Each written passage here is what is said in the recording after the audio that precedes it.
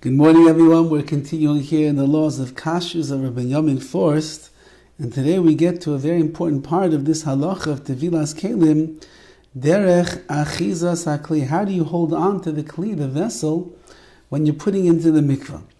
Kishem shetzarech ledaktek shelo teh chatzitza al HaKli. Just like we learned previously, you have to be careful to make sure there's no chatzitza, there's no barrier on the walls of the vessel itself.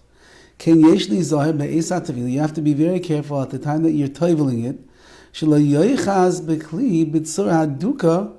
You have to make sure that you're not holding on to the kli in a very strong way where your hand is like stuck to the kli. Because then the water will not get in between your hand and the walls of the vessel. Rather,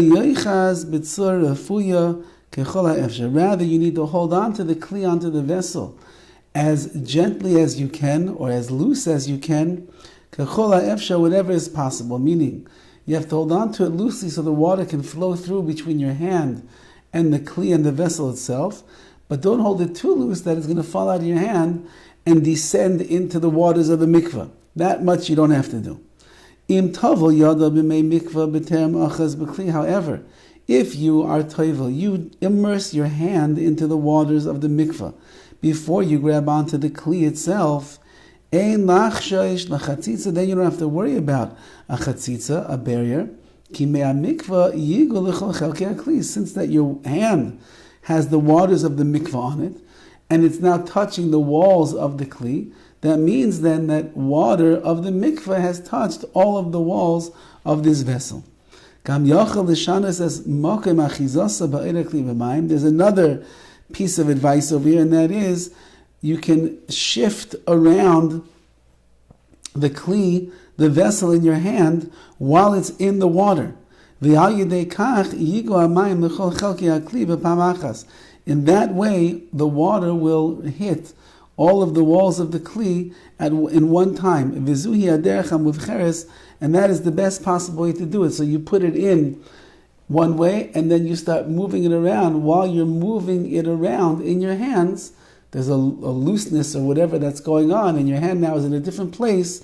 So the water of the mikveh is surrounding that kli, that vessel, on all sides at some point while you're doing that, and that would be the best way, says Forst, to tovel a kli.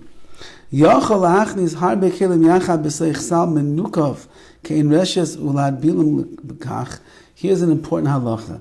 You are allowed to take your numerous kelim, numerous vessels, and put them into like a basket that has holes in it, and bilam kach, and you can be tovel the kelim like this. Now here's the caveat. You have to be very careful. Do not put one kli, one vessel on top of the other.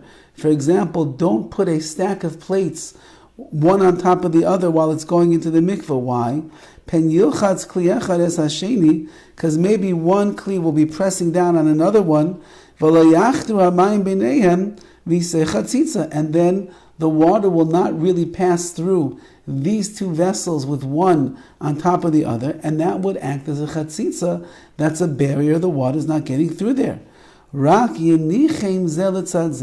Rather, if you want to put a lot of kelim, a lot of vessels into a basket at one time, you have to lay them down side by side so that the waters are able to pass through completely and tovel this kli. You can also put the kelim, the vessels, into a mikvah as they're attached to a rope or a string. But you can understand, you need to be careful. The knot that you are making of this rope around the vessel has to be loose, not tight, in order the water can enter in underneath the rope, in between the rope and the kli, the vessel itself, that there should be no chatzitza. So this is actually a very common problem, that if you've been around the block and you've toveled many kelim in your life, and you've been at the kelim mikvah, and you see what people are doing, they're not so familiar with this halacha, and very often they will take the basket and they will just stack up all the plates and one thing on top of the other, pots and pans, one on top of the other, so they can do it as fast as possible and get as many vessels in at once. And that, you see, according to Rabbi Force, is a big problem in halacha. There's a very strong likelihood of chatzitza, and your kelim might not be toveled in that case.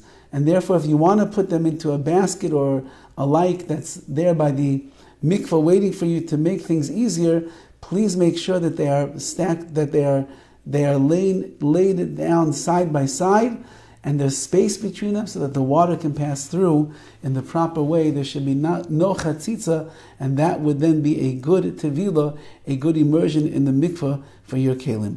Have a wonderful day.